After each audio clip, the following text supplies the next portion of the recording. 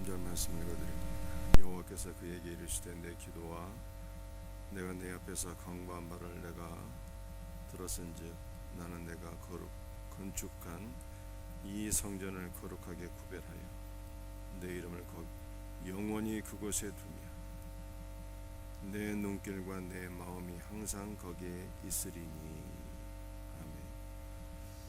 오늘 우리가 함께 읽은 열왕기상 9장 말씀은 솔로몬이 성전을 건축하고 여호와의 언약궤를 지성소에 안치하고 성전에서 기도할 때에 하나님께서 솔로몬에게 나타나셔서 응답해 주신 말씀입니다.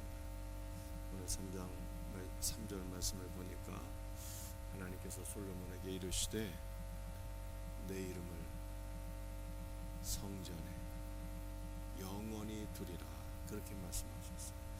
제가 어저께 구약시대 때 성전과 교회는 분리가 되어 있었는데 신약에 이르러서는 성전과 교회가 하나로 연합이 되었다, 이렇게 말씀을 드렸습니다. 성전은 예수님이고 교회는 우리를 가리키는데 성전과 교회가 하나가 되었습니다. 참 성전이신 그리스도께서 우리 안에 들어오셔서 우리가 성전이 되었다, 성경이 이렇게 말씀하고 있습니다. 그런데 하나님께서 오늘 3절 말씀에 내 이름을 어떻게 하신다고요? 영원히 거기에 두리라, 이렇게 말씀하셨어요. 하나님의 이름은 하나님을 부르는 호칭이 아니라 하나님 존재 자체를 가리키는데 하나님께서 영원히 성전인 우리와 함께 하시겠다, 이렇게 말씀하셨어요. 그러니 이것이 얼마나 복된 일입니까? 사람이 우리와 함께 해도 좋은 일인데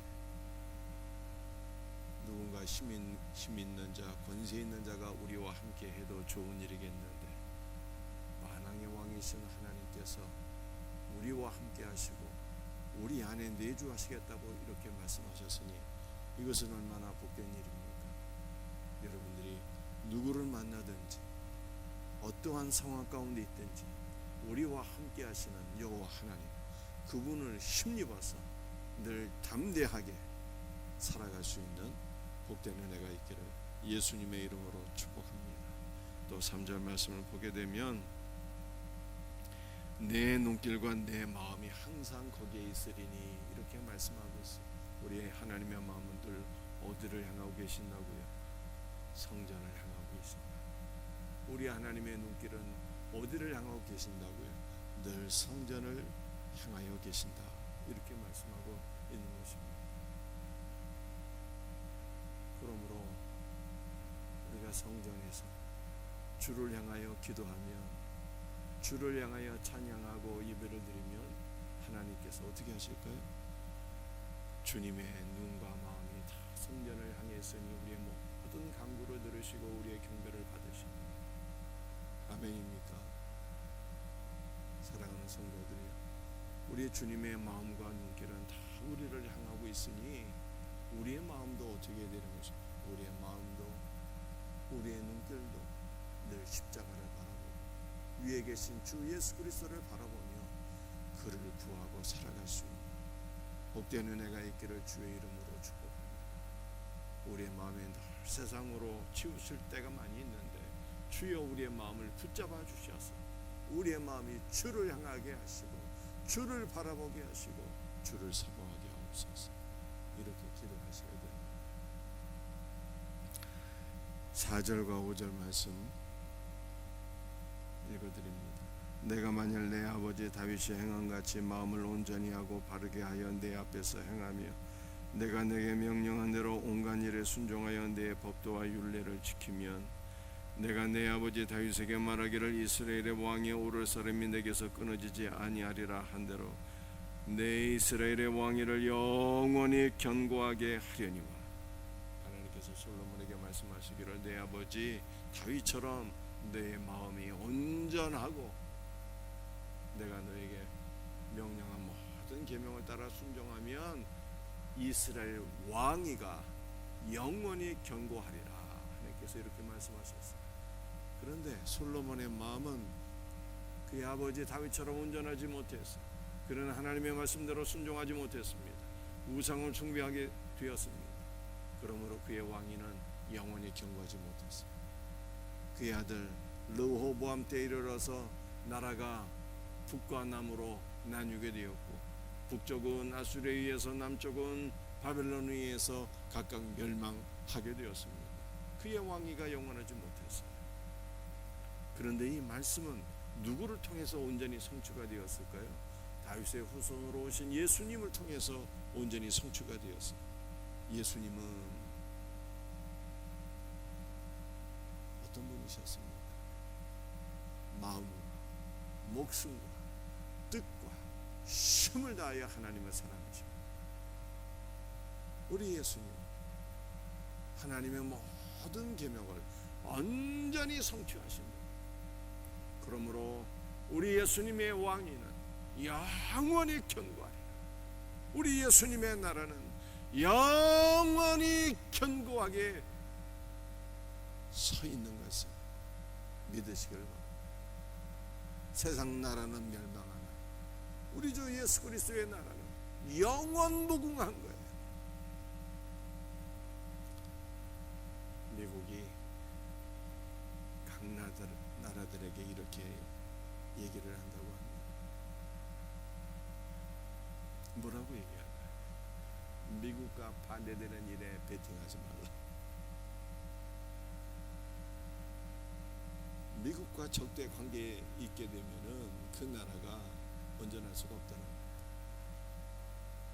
미국과 협력하고 미국과 하나가 되고 미국을 지지하고 협력하게 될 때에 미국과 함께 성장하게 된다는 것이죠.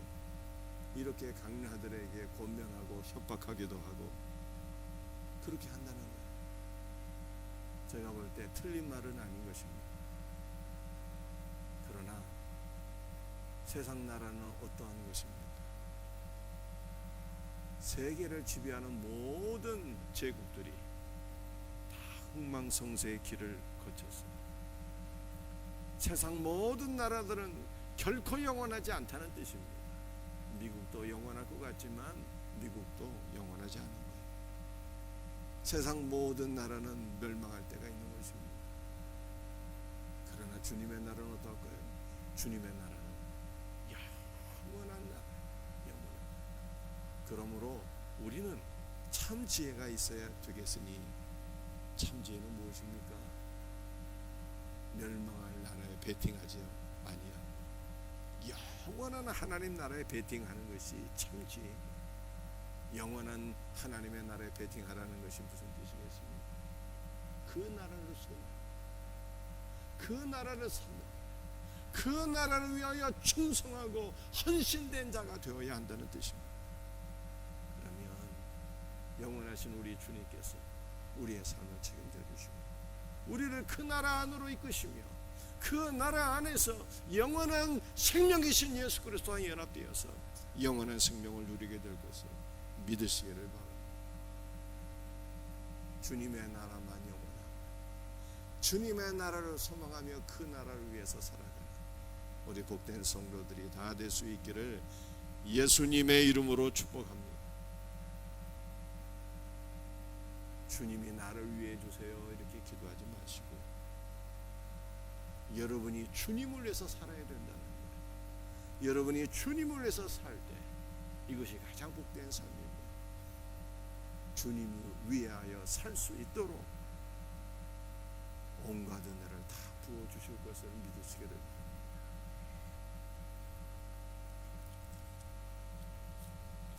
26절부터 28절까지 말씀 읽겠습니다. 솔로몬 왕이 에돔 땅 홍해 물가의 엘로 근처 에시온 게벨에서 배들을 지은지라. 히람이 자기 전 곧 바다에 익숙한 사공도를 솔로몬의 종과 함께 그 배로 보내매 그들이 오빌 이르러 거기서 금 420달란트를 얻고 솔로몬 왕에게로 가져왔더라. 솔로몬이 무역을 통해서 금 420달란트를 벌었다 이렇게 말씀하고 있습니다. 한 달란트가 34kg 정도가 되니까 이 금 420달란트는요 키로수로 환산하게 되면 1400kg가 넘어요. 이 돈으로 제가 환산을 해봤어요. 돈으로 어느 정도 될까요? 돈으로 환산을 해보니까 2조 원이 넘더라고요. 2조 원. 그런데 구약 성경을 보게 되면 다윗의 부는 솔로몬의 부와 비교되지 않을 정도로 훨씬 더 컸습니다. 그는 주변 열국을 정복하면서 금으로 10만 달란트를 조공받았어요. 솔로몬은 무역으로 420달란트 벌었는데 다윗은 주변 열국을 정복하면서 금 10만 달란트를 조공받게 되고요. 하나님의 성전을 건축할 때 금 10만 달란트를 그가 다 헌신하게 됩니다. 놀라운 일이죠. 솔로몬의 영광이 컸지만 다윗의 영광은 더 컸습니다. 여러분들, 하나님께서 저와 여러분에게 은혜와 영광과 세상 물질을 주신다면 여러분 그거 갖고 뭐 하겠습니까?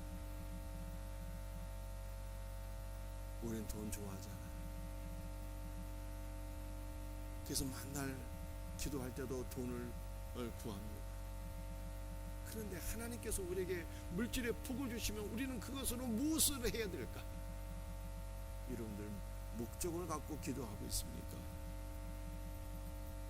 다윗은요, 하나님께서 주신 10만 달란트를 성전 건축을 위해서 다 헌신했어요.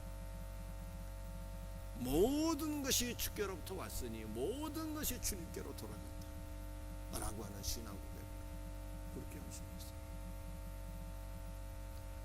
그러므로 우리도 하나님께서 주신 모든 것을 주를 위하여 사용할 수 있는 복된 은혜가 있기를 예수님의 이름으로 축복합니다. 솔로몬은 420달란트를 얻고 다윗은 10만 달란트를 얻었는데 잠언서 3장 14절 말씀을 보니까 지혜를 얻는 것이 은을 얻는 것보다 낫고 그 이익이 정금보다 나음이라 이렇게 말씀하고 있습니다. 지혜를 얻는 것이 금 10만 달란트를 얻는 것보다 더 낫다 이렇게 말씀합니다. 그러므로 우리는 무엇을 사모하며 살아야 될 것입니까? 무엇을 얻어야 될 것입니까? 세상의 보화가 아니라 참 지혜가 되시는 우리 구주 예수 그리스도를 사모하고 그를 얻는 것이 참된 보배를 얻는 것이요 가장 복된 일이다 이렇게 말씀합니다. 사랑하는 성도들, 우리가 무엇을 구할 것인가를 잘 생각하셔야 돼요. 물질을 구하는 자는 내가 왜 물질을 구하는가, 이 근본 목적을 점검하셔야 돼요. 나의 탐심인가, 주님을 위하여 구하는가, 스스로 점검하셔야 돼요. 나의 탐심인지 주님의 영광을 위하여 내가 구하는 것인지 점검하셔야 돼요. 그리고 물질을 구하는 것보다 가장 복된 것이 있으니 그것은 바로 참 지혜가 되시는 예수 그리스도를 구합니다. 참 지혜가 황금 1만 달란트보다 낫다 이렇게 말씀하고 있습니다. 그러므로 오늘 이 새벽에도 참 지혜가 되시는 우리 주 예수 그리스도를 구할 수 있는 복된 은혜 우리 모두에게 있기를 주의 이름으로 축복합니다. 기도하시겠습니다. 아버지 하나님, 감사와 찬송과 영광 돌려드립니다. 주의 이름이 영원히 성전 안에 있고 주의 마음과 눈길도 성전을 향하여 있다라고 말씀하셨사오니 오늘 우리 안에 우리 하나님께서 내주하고 계시고 우리 하나님의 마음과 눈길은 늘 우리를 향하고 있는 줄로 믿습니다. 우리의 마음도 주를 향하게 하시고 우리의 눈도 주를 바라보게 하여 주시옵소서. 주 예수여, 주님께서 하나님의 말씀대로 온전히 성취하셔서 주님의 왕권과 주님의 통치와 주님의 나라는 영원할 것을 믿사오니 영원하신 하나님의 나라를 소망하며 그 나라를 위하여 살아갈 수 있는 복된 성도들 되게 하여 주시옵소서. 주 예수여, 지혜를 얻는 것이 은혜를 얻는 것보다 낫고 그에게 정금보다 나음이라 말씀하셨사오니 오늘도 참 지혜가 되시는 주 예수를 사모합니다.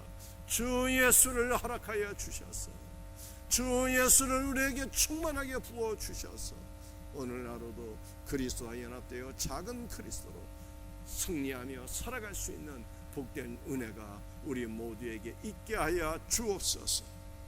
예수님의 이름으로 감사하며 기도드립니다.